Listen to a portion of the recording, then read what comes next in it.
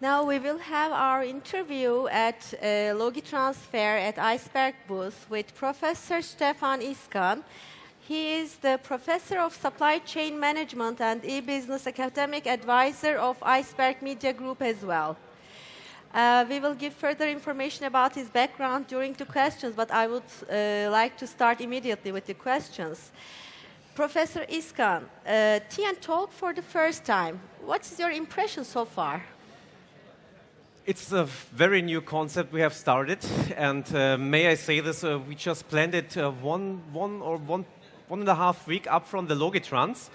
And in case of this concept, you already see the Turkish working approach is very fast, very flexible, and Iceberg made a great job because we run 15 interviews in 3 days, and you made it to invite all these impressive persons like Mr. Bomba, State Secretary from the Ministry of Transportation and Digital Infrastructure in Germany, Turgut Erkeskin from Utikat, Gökalp from Netlock. So we had very impressive persons sitting here in this chair where I'm sitting right now, and you really did a great job to invite them. And I guess due to the first positive feedback here from the Logitrans exhibition, we will expand it next year a little bit more, right? Yeah, it seems so, but I have to admit as well that you also did a great job with a lot of questions specific to each specific guest, because they all have different features and special kind of activities, and also the quality of the questions were quite high, that the guests were very delighted with them. You're welcome, thank you. According to the managers and the leaders in the automotive and logistics industry, I, from time to time, hear expressions for you like you are a front worker, a man of speed, and a management lateral thinker. Is that true? I have heard about that kind of words as well in the newspapers and the media, and at least I need to say I cannot see any untruth in it. So I was always working quite fast. I have a kind of, I would say, entrepreneurial blood inside me. Maybe it's based on the Turkish roots of my father. I have no idea. Sometimes I get the feeling that's the way it always was, and that's the way it always will be. Maybe this kind of speed is once killing me. I don't know. I have always preferred doing applied sciences instead of running an ivory tower-based theory, and I guess I'm working in a hands-on industry like automotive and logistics industry. There is no need for theoretical work. We need hands-on, very fast approaches, because the Turkish and the German logistics market sometimes are actually facing the same challenges. We have lacks in professionalism, sometimes based on the top management level, going back to efficiency issues on the operational level. And yes, if you consider someone as, how did you call it, loyal lateral management thinker. Management lateral thinker. If you consider someone like this, who is loyal towards his customers, who is driving his topics in his organization also against open opposition, then I can live with your description. Okay, great. And at the age of 30, you were already appointed a full professor of logistics and business informatics. If I'm wrong, please correct me. Especially of supply chain management and e-business at the University of Applied Sciences of Ludwigshafen am Rhine University in Germany. That was already 2 years ago, which means you are one of the youngest professors in Germany, and I guess also in Turkey or many of Europe. Do you think to your professor fellows and the business world, you are approached a little bit with skepticism with this age, and maybe some are jealous of you. Do you have any idea about this? Let me make a clear statement. I guess, and I'm fully convinced that experience and knowledge, and especially the age, is no indicator for experience and knowledge anymore. There are many managers in place. They made their experience under market conditions, which is the past. And there is one sentence that makes a lot of my fellows of my generation very angry. This is the following. I have always been confronted with that. For your age, you earn a good salary. And this is a joke if you see what kind of blockheads and chair occupiers are sitting in some middle management and top management positions. So I'm fully convinced that the age is no indicator anymore for experience and know-how. And so far, to answer your question, I have not experienced any skepticism because the people who are talking and getting in touch with me from business and academic fields, they know my CV. And they knew that I worked also on top management floor, for example, at the Deutsche Bahn Group. So I know how to play politics in the companies as well, and this is not a question of age, it's a question of experience and what kind of topic you have been involved all the time. And I also would like to ask you, are you very intelligent to become a professor at the age of 30? Because it seems so.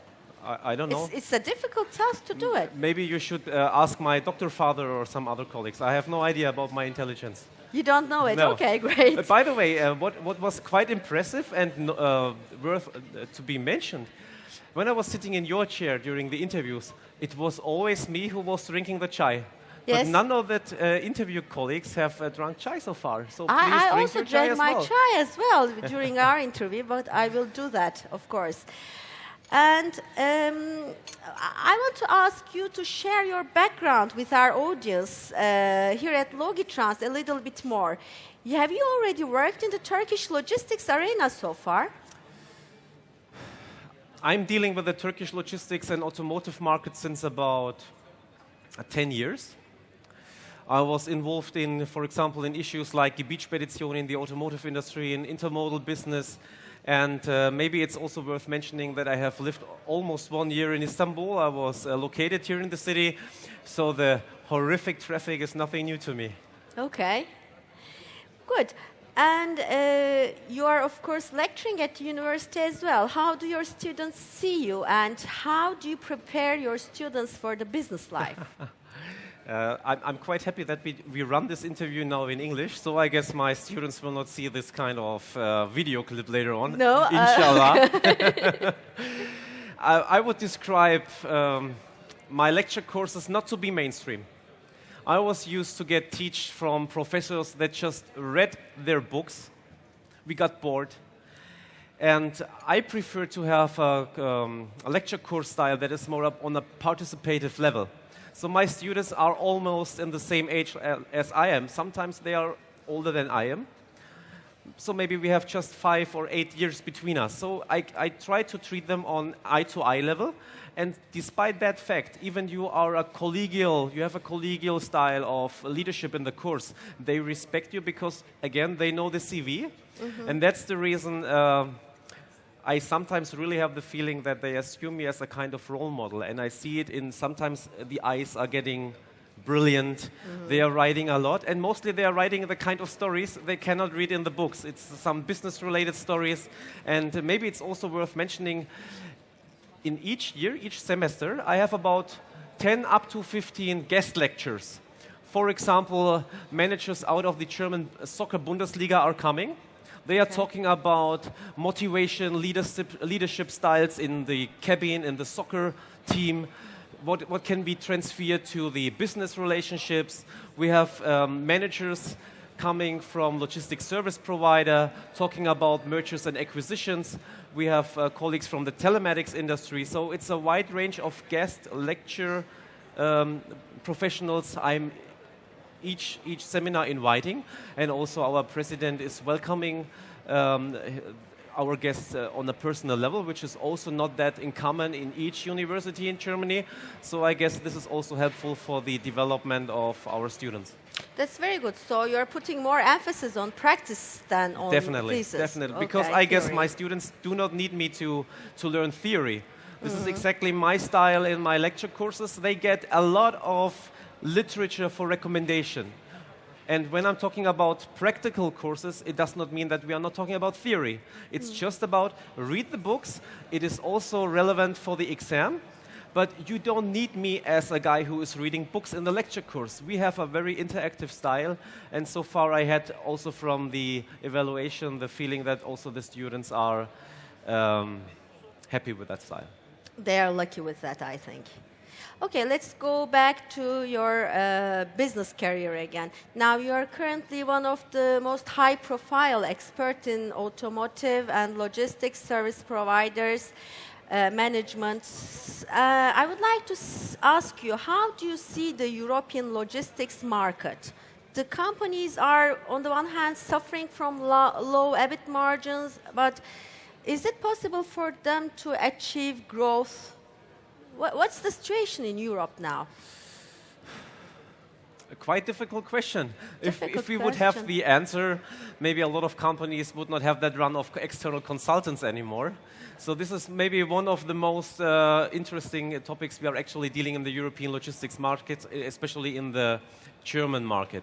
I can name it. We have a management issue. We have issues with our organizational structures. We have issues with the efficiency and the tender management, with digitalization, with the management quality, with HR. For example, a lot of companies are transferring their business into growth markets, for example, to Turkey, to India, to Russia, to Brazil. And the question is, how can we make a know-how transfer from our mature countries, and especially the processes of our existing customers in these markets to the growth markets? These are kind of issues we are dealing in the German logistics market. So a lot of companies, especially the major one, have a lot of regional structures. They have discussions about how shall we allocate the P&L, so the profit and loss, without realizing that it's the profit and loss of the entire company.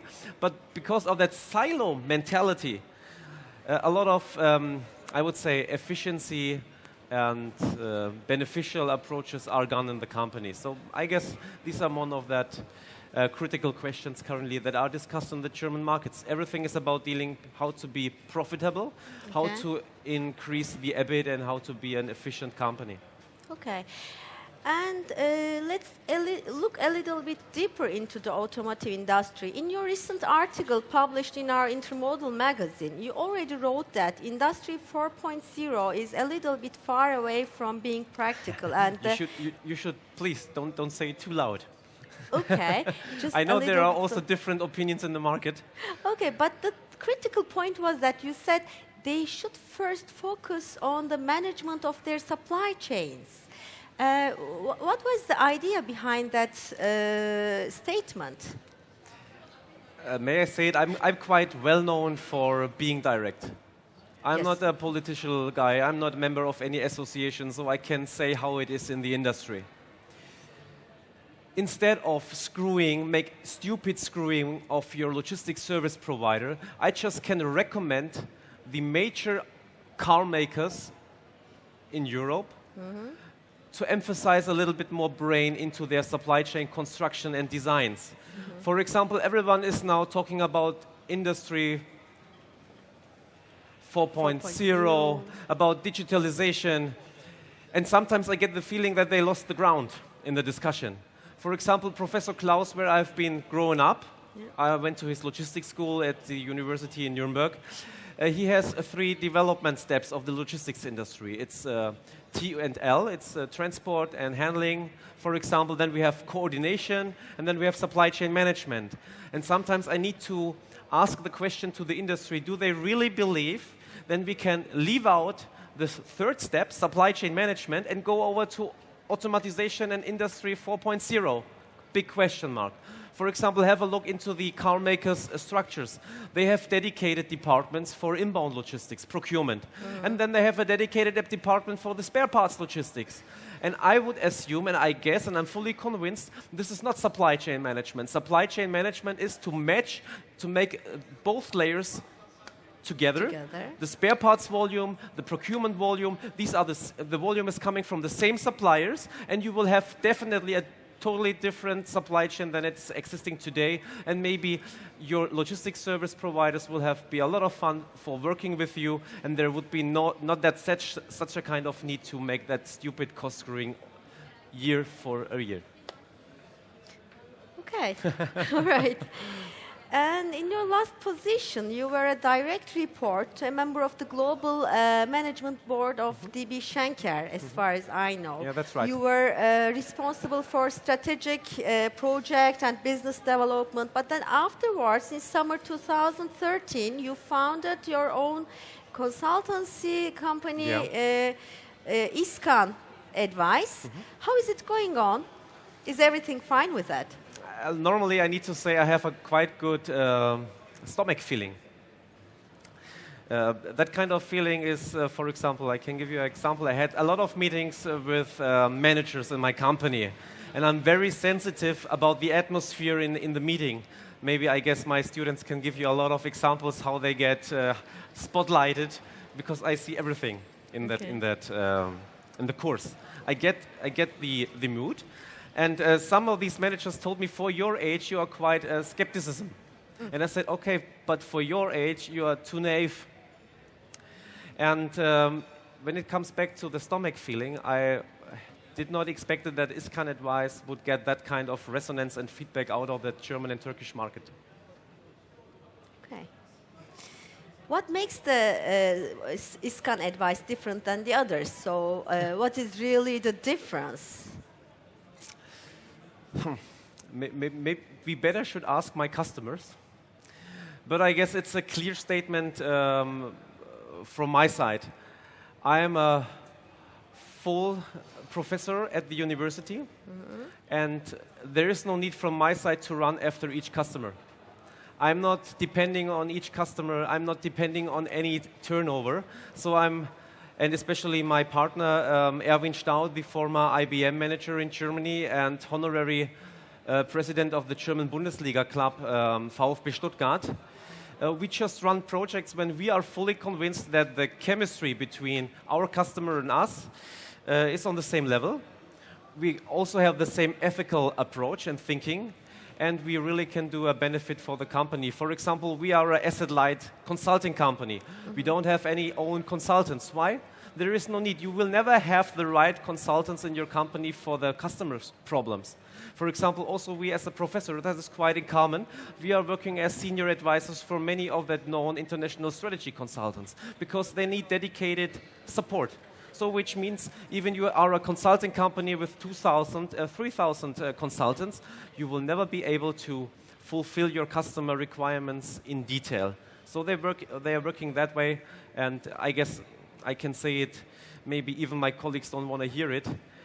If we are running a project for our customer, we don't need to make a new construction area open to increase the utilization degree of our own employees. That's not our business. Okay.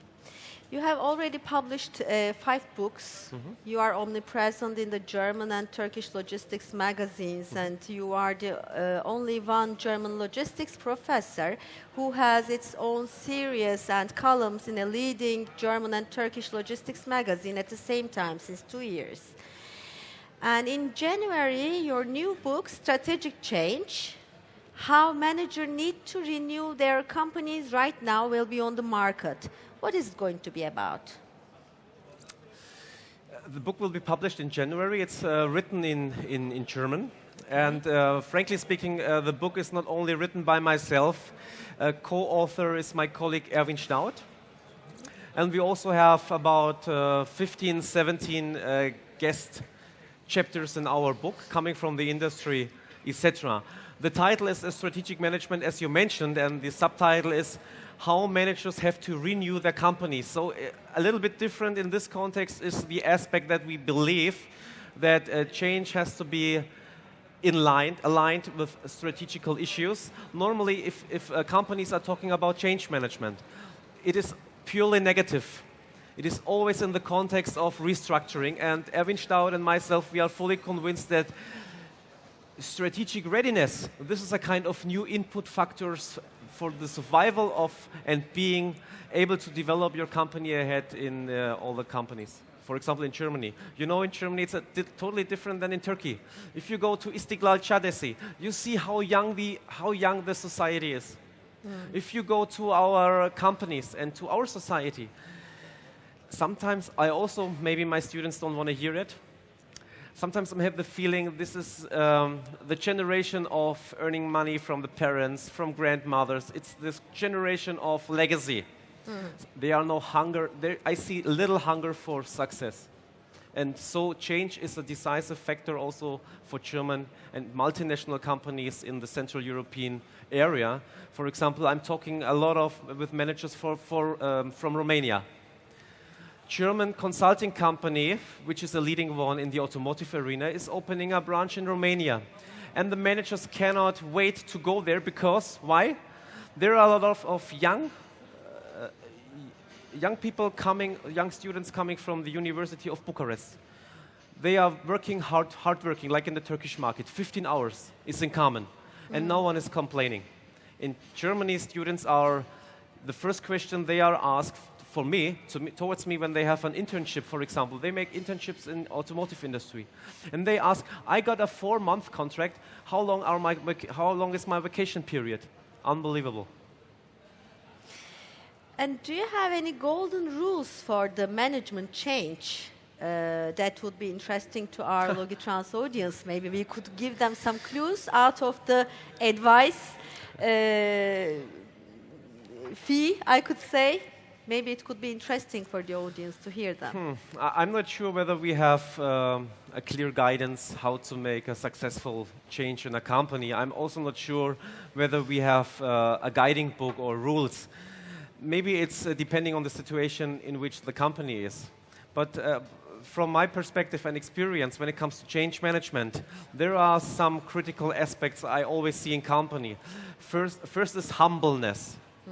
Humbleness in the top management and middle management. Humbleness towards your job. I see a lot of CEOs, they are complaining. They have companies, let me tell you a size, 70,000 employees. It's a CEO. And he complains that he has no chance to change his company. Do you know what my answer once was? If you are not in the position to change, how should the blue-collar workers on your operations change your company? Of course, after that, the conversation was over. Okay. But anyhow, it was something I had to tell him. So it's humbleness towards your job. It is passion for your job. Passion. Then you might ask the question, how can you train passion to your employees? You can train it. Explain each detail of the goals of your company. Explain what is the goal of your company's customers. To understand as much as possible where the company wants to develop. This is passion for the business, humbleness. Third one is, I see a lot of strategic projects where the CEOs have no plan what kind of resources they should staff into the project. They put sometimes resources in just because they are free. But from my point of view, you need to put in the best one with an open mindset, not that one who is always saying, oh, we make it since 10 years, it doesn't work. No, you need to clearly identify who are the strategic guys in your company. You need to explain to the entire company, the people who are engaging in this project, they will be benefit from it. And the ones who are permanently opponent, they will be kicked out. Change has something to do with clear leadership principles. Humbleness. Then we had strategical setup in your project. We also have an aspect like HR.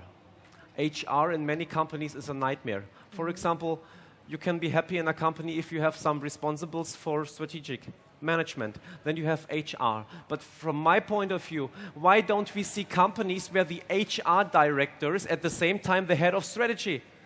Then he can take out the best talents and put it into the worthful projects. I don't see any company that is running that show. So you need to empower your HR. It is not like a service center just writing testimonials, etc. It's a strategic issue and it must be lived from the top management. I can see how ambitious you are while you're telling the change in management. And I really believe that you would be successful in advising, giving advices. Because if I were the manager of a company and seeing you that ambitious and putting so much pressure on me to change, yeah, that would work. So I believe that this is important, what you're telling. What about the Turkish logistics market? How do you see the Turkish logistics market? Yeah, let me start from the logitrans perspective. Each year when I'm coming here and visiting it, it becomes more and more professional each year. And we see that kind of efforts to become professionalized in the Turkish logistics market over the entire industry. You hire a lot of people coming from outside. You are eager to learn new approaches. So I guess we need to put a lot of efforts more in infrastructure. So that's the reason why I cannot understand the politician guys. Of course, politics is something special, so I better keep myself out of it. But I cannot understand people complaining about all the investment efforts in the Turkish infrastructure. It's time to invest, to become that kind of hub. It's time to invest into training, dedicated educational programs to the Turkish logistics companies. And then I guess you are becoming more and more professionalized in the logistics industry. For example, when it comes to the market itself, yes, there are a lot of German and international companies here in the Turkish market, but they are mainly air freight business driven, ocean freight. And when they are running a warehouse operation, then with customers from their home markets, as we have mentioned already here in the interviews before. So the Turkish market is in the hand of local heroes, and there is no chance to bypass them. Okay. And you have been the advisor of Iceberg Group since March 2015. Why not a German group but a Turkish group? Good question. Maybe you were faster, and the aspect of faster and flexibility you have proven already when organizing these kind of interviews. 15 interviews in one and a half week. You gained all these kind of top managers. Turgut Bey from Uticard was here. So if I would run that show in Germany, I probably have to plan it 2 years up front. Maybe that's the reason why. Okay. And of course, Iceberg, I need to say it, very, very compliment to you and İlker Altun. This is a company, this is impressive in the Turkish market because you are that open-minded. It's not easy to find that company in Turkey. So okay. Thank you for your trust. We are also very pleased to work with you. The question is not something in negative sense at all. We are really very proud that you are a part of our team as an academic advisor, and it's really a big pleasure to be with you in the team. And I have one final question. What things infuriates you? Oh. So probably we need to distinguish between private life and business life. Okay. Oh, I need to think. First of all, I have seen a lot of top managers. They want their employees to write a code of conduct. And at the same time, they are trumble it with their feet. The second one, I hate products that give up their ghost after the guarantee time expires. These are maybe the two things. The top two things. The top two things. Okay, thank you for being with us today and answering our pleasure. questions, and hope to continue this beautiful series of Tea&Talk series in the upcoming days and years. So thanks a lot. Inshallah, you're welcome.